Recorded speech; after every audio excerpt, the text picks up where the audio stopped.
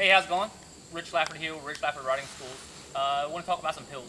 Here we have just a small little hill, but you know this is for the little guys and girls, the little kids riding. But anyone can learn from it, and it's a common thing that we just talked about in our other video. One of the common things I see right away is not having enough momentum to actually get up the hill. In most cases, it's because the rider looks too far down in front of their front wheel.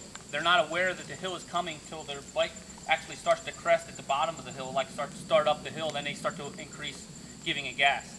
Therefore, usually a lot of times feet coming off the pegs, and as they increase gas, their butt is actually sliding further back on the motorcycle.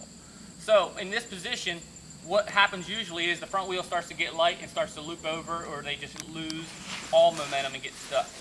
Okay, so one of the key things you want to remember is, yeah, you want to look as far ahead as possible, but you want to try and keep your feet on the pegs. And if you have to put one down, fine, just put one.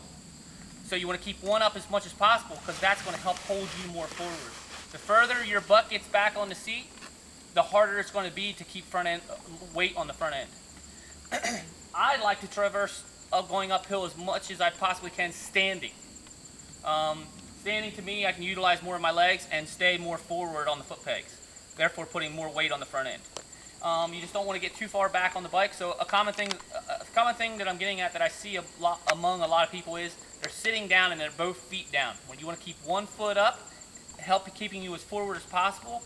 Try and look ahead as much as possible so that you can get on the gas sooner and keep even throttle up the hill until you get to the top.